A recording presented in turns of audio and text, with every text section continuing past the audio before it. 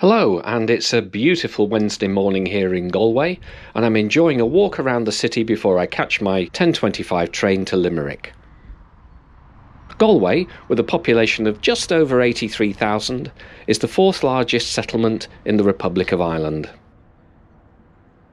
The port of Galway opens onto the wide bay to which Galway lends its name. Around the port we see some remnants of old transport businesses.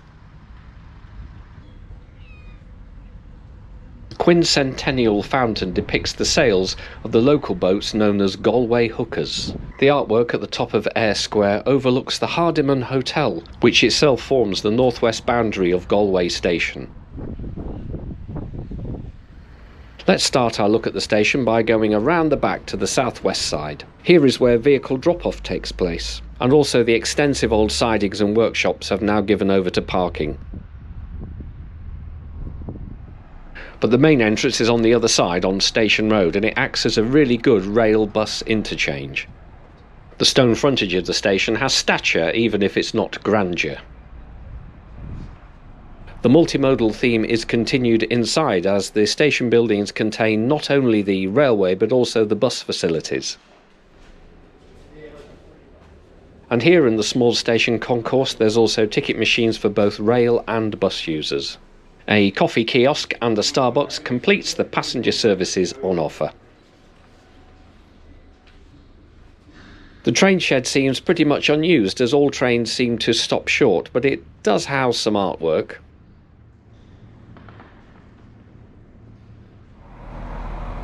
The train for Dublin is at platform 1, our train will leave from platform 2. And here it is, our two-car Class 2800 diesel multiple unit. These trains were built by Tokyu Car Corporation of Japan in the year 2000. Okay, before we hop on, let's have a look at our route for today. We'll run inland along the Galway Bay as far as Athenry, where the train will reverse and then travel southbound down through the rest of County Galway and into County Clare through Ennis, 6 Mile Bridge, and will pull into Limerick Colbert. The distance travelled is approximately 119 kilometres or 74 miles, and the journey will take us 1 hour and 57 minutes.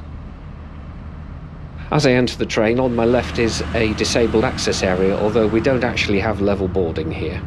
And with the doors open, those engines are really noisy. Well, I've got myself in an airline seat and we've got decent enough legroom, although the floor covering does look like some old lino from the 1940s. On a commuter-style train, a tray table is often a bonus, and this one is indeed good enough to put your coffee and phone on. And that's about it. There's no blind, no coat hook, and there's no power supply provided. However, there are ample luggage racks above our heads, and the seats are well designed and proved fine for the 2 hours that I was on the train. And we depart on time with a roar from our Cummins diesel engines. And it's immediately apparent that our train hasn't been through the washer recently. And we're soon enjoying some views across Galway Bay.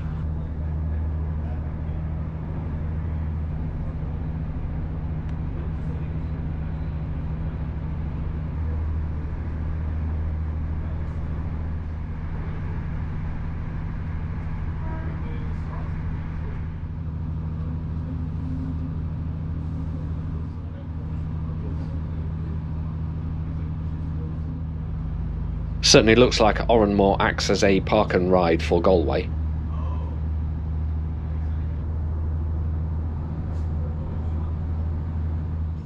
And we're into Athenry, where this train will reverse. And Athenry is where we pass a sister Class 2800 working the Limerick to Galway service. The line between Athenry and Ennis was reopened in March 2010, after a gap of more than 30 years without a direct service.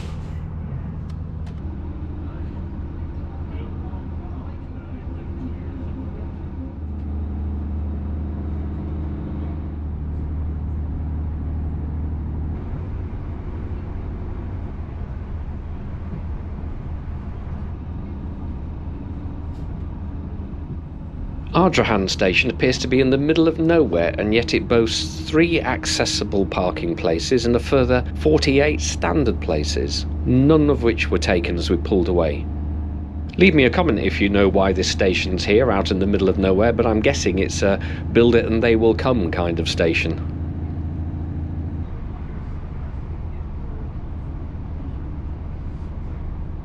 In my research I found that Gort is home to a large population of Brazilians who originally came to Ireland to work in the local meat packing factories, and another notable past resident was poet William Butler Yeats. With the track being relayed to modern standards, this really is a very smooth ride.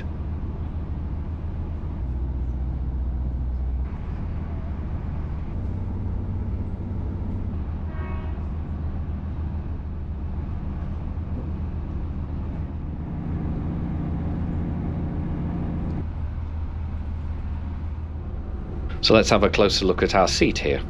The material covering is becoming a little worn, and the springing on the seat cushion is a little bit tired, but the seat does come with armrests and a pretty decent back support, and I do like the understated moquette.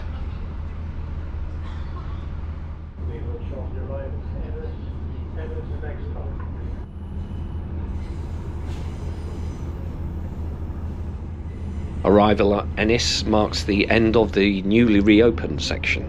Ennis is the county town of County Clare. As we leave Ennis, we get a lovely view of Clare Abbey, which fell into disuse following the dissolution of the monasteries in 1543.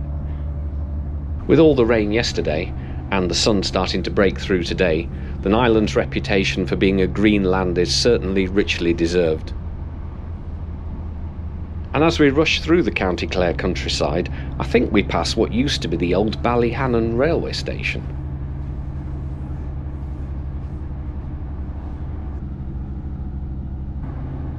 Well, this might not be the fastest train in the world, but at this pace we do get to enjoy the green of County Clare.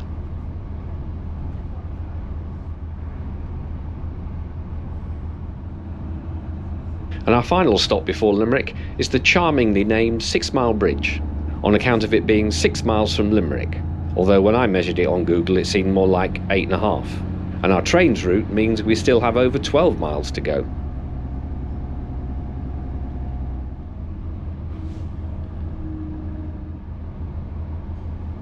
Well, it's been lovely to travel through the Irish countryside, and although the engine noise was very loud, I found the seats comfortable, and hopefully the locals appreciate their recently renewed link between Galway and Limerick. And this is certainly a very reasonably priced ride. My advanced adult flexi single, bought through the Irish Rail app, cost me just €7.49 or £6.40.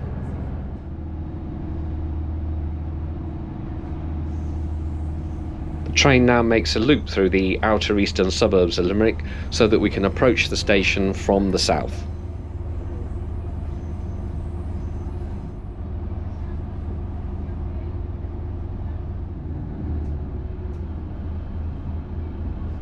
Limerick provides the base for all Irish Rail's Class 2800 multiple units.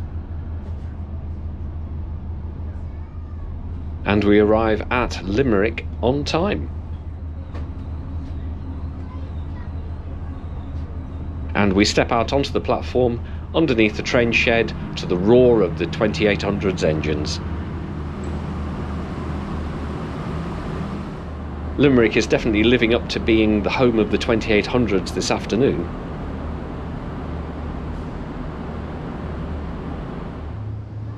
But for me, next is to check into my hotel and then get out and see what Limerick has to offer. Well, I hope you've enjoyed this trip from the west of Ireland, and if you have, then please give it a like and consider subscribing to the channel. I release a new video every Friday.